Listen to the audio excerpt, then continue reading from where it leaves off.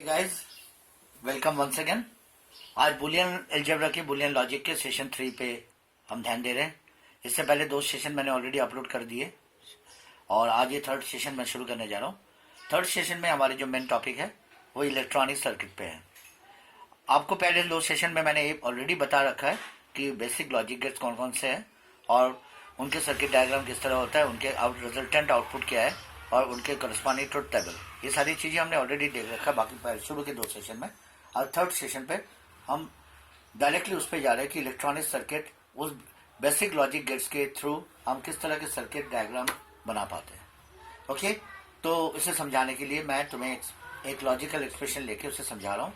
पहले मैं एक एक्सप्रेशन ले लेता हूँ, फिर मैं उसे लॉजिकल सर्किट पे या इलेक्ट्रॉनिक सर्किट पे कन्वर्ट करता हूँ। पहले मैं एक्सप्रेशन ले रहा हूँ। Suppose A plus B dot C plus D and ये वाला एक्सप्रेशन जो है इसके करस्पॉन्डिंग तुम्हें सर्किट ड्रॉ करना है। और हमेशा माइंड में रखना, सिंस आप बुलियन अलजेब्रा के दायरे में हो, बुलियन लॉजिक के अंदर काम कर रहे हो, these are all Boolean literals. A B C D all are different literals of Boolean algebra जो बुलियन अलजेब्रा की कंडीशन को वैलिड करता है। इट मीन्स आपको अच्छी तरह मालूम है बुलियन के दायरे में सिर्फ 2 ही स्टेज है हमारे पास, 0 and 1। 0 and 1 it means 0 and 1 के दायरे में काम करते हैं। ओके, तो इसे समझाने के लिए मैं पहले इसके करस्पॉन्डिंग जो लॉजिकल एक्सप्रेशन है उस पर मैं इसे कन्वर्ट कर रहा हूँ। आप अच्छी तरह जानते हो this is equivalent to A plus B।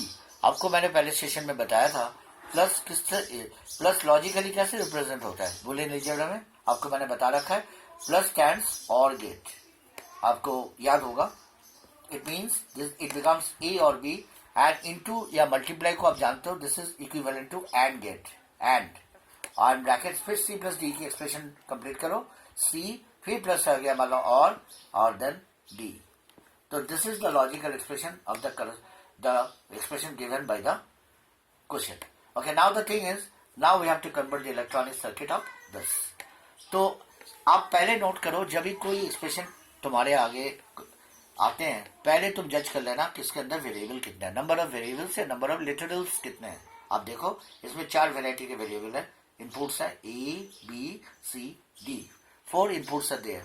और यहाँ हमेशा ध्यान रखना, इसे करते वक्त हमेशा आप बोर्डमास रूल को ही फॉलो करोगे। बोर्डमास रूल जो आप हमेशा जानते हो, इट्स वेरी पॉपुलर फॉर्मूला कि जब भी कोई इस तरह का एक्सप्रेशन आता है आप बोर्डमास रूल के बेस पे इनको सॉल्व करोगे। मीन्स सबसे पहले ब्रैकेट को इवैल्यूएट करोगे, फिर ऑफ, देन डिवीजन, फिर मल्टीप्लिकेशन, फिर addition, then subtraction.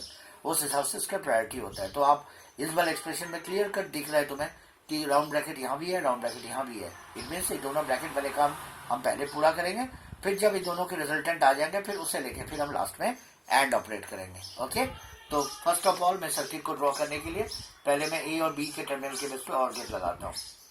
This is A, this is B।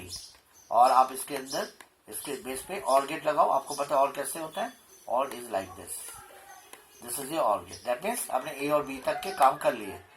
आप C और D पे ध्यान दो, फिर उसी तरह आप C लो और D लो और आप और फिर दोबारा और आ गया मतलब दोबारा और सर्किट डालो एंड उस बेस पे आप ये वाला C और D। इट मीन्स पहले ब्रैकेट के काम आउटकम यहाँ तक पहुंच चुका है, A और B का यहाँ आ गया, मतलब basically it is A plus B। अगर आप लिखना चाहे तो लिख सकते हो, और this is C plus D। यहाँ तक के काम हो गया। अब आपको बस बीच में जो इनटू ऑपरेटर के करस्पॉन्डिंग एंड ऑपरेटर वो लगाना है। और हमेशा सर्किट को हमेशा सिस्टमेटिक रखने के लिए सर्किट को जरा ज्यादा इन्फ्लेट होने मत देना, उसे स्क्वीज कर लेना जैसे मैंने करा। थोड़ा सा अंदर की तरफ ले आओ, अंदर की तरफ ले आओ ताकि सिमेट्री बरकरार रहे, टू कंटिन्यू द सिमेट्री। आप देखो आप दोनों A प्लस B वाले ब्रैकेट जो रिजल्टेंट वो यहाँ वाला टर्मिनल से आ रहा है और C प्लस D के रिजल्टेंट इस वाले टर्मिनल से आ रहा है। ये दोनों अब इनपुट हो गया और आगे कौन सा गेट लगाना है, एंड गेट। और आपको पता है एंड गेट कैसे होता है, and gate is like this.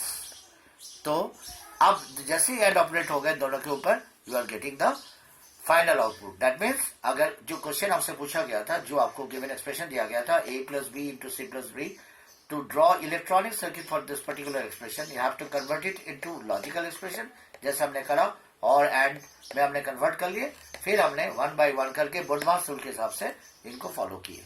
तो this is the electronic circuit of a logical expression.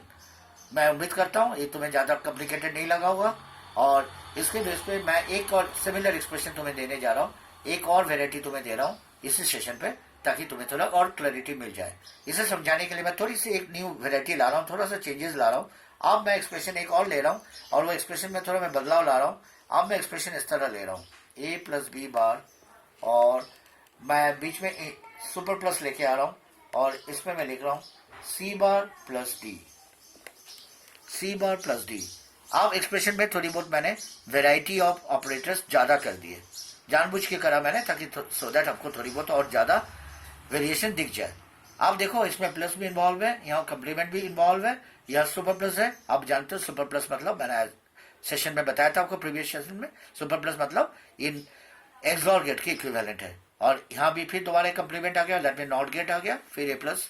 फिर एक काम करते हैं, सबसे पहले इनको हम कन्वर्ट कर लेते हैं लॉजिकल एक्सप्रेशन पे। आप बताओ ऐसा लॉजिकल पे कन्वर्ट करें गेट के थ्रू, गेट की परिभाषा में इट विल बिकम, आपको पता है प्लस के लिए हम और लिखते हैं और बी पे बार लगा हुआ है, तो it means actually this is equivalent to not B, not of B.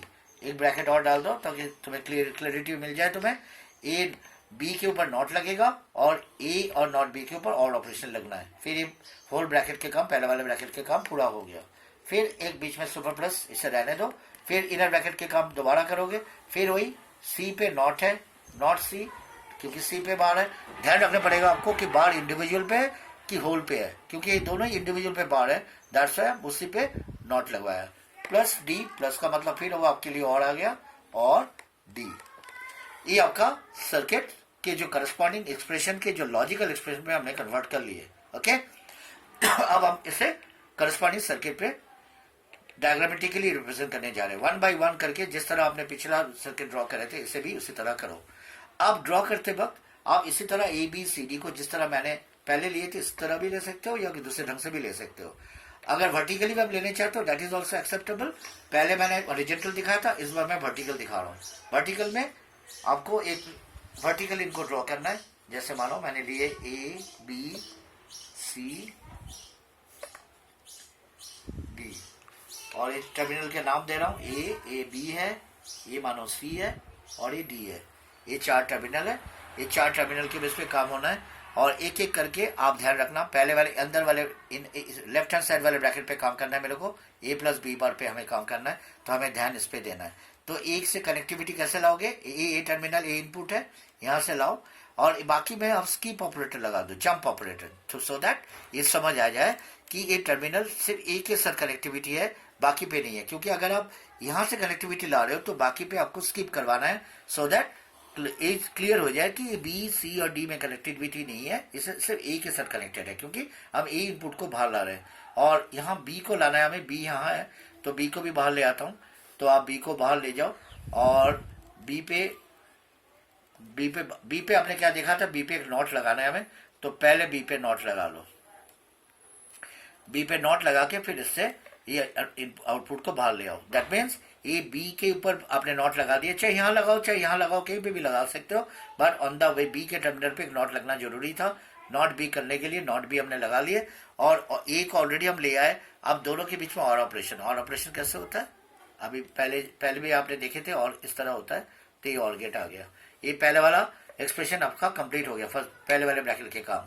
आप फिर इन पे ध्यान दो, नॉट सी और डी पे और, तो पहले सी को ले आओ, सी वाले टर्मिनल ये है, आपके सी वाले टर्मिनल बाहर ले आओ, और इनमें पहले नॉट सी लगाओ। नॉट सी आपने लगा दिए, तो ये आपका नॉट सी हो गया। और नॉट सी और नीचे बाहर से डी को, लास्ट में से डी टर्मिनल से डी को ले आओ, ये डी भी आ गया आपके पास, और इन दोनों के बीच में और ऑपरेशन है। आप डी को ले आए और ये आपका नॉट सी आ गया, सी पे नॉट। आप इनके अंदर फिर और ऑपरेशन, आप बीच में और को इनकाउंटर करो और को आप रिप्रेजेंट करोगे इस तरीके से।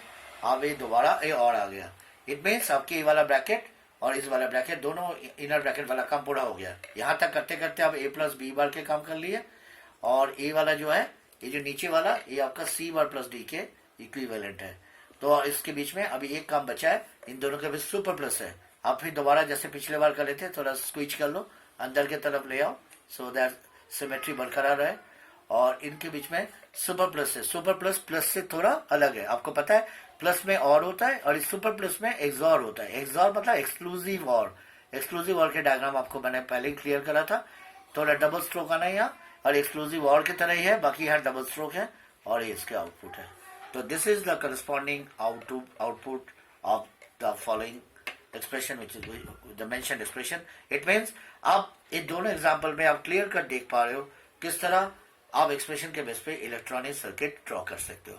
मैं एक बार दोबारा रिवाइज कर देता हूँ. जब भी कोई एक्सप्रेशन आपको दिया जाएगा पहले उससे लॉजिकली आप कन्वर्ट करोगे, उनमें जो भी गेट इन्वॉल्व हो रहा है, लॉजिक गेट और एंड, या जैसे इस केस में नॉट गेट भी इन्वॉल्व हुआ है, यहाँ एक्सॉर गेट भी इन्वॉल्व हुआ है, वो चीज यहाँ आप लिख लो. यहाँ भी आप सुपर प्लस को सुपर प्लस ना लिख के आप एक्सॉर भी करके लिख सकते हो. एक्सॉर लिखते हैं, इसके लॉजिकल टर्म आपको पता लग जाएगा एक्सॉर चल रहा है, क्योंकि super plus equivalent to XOR.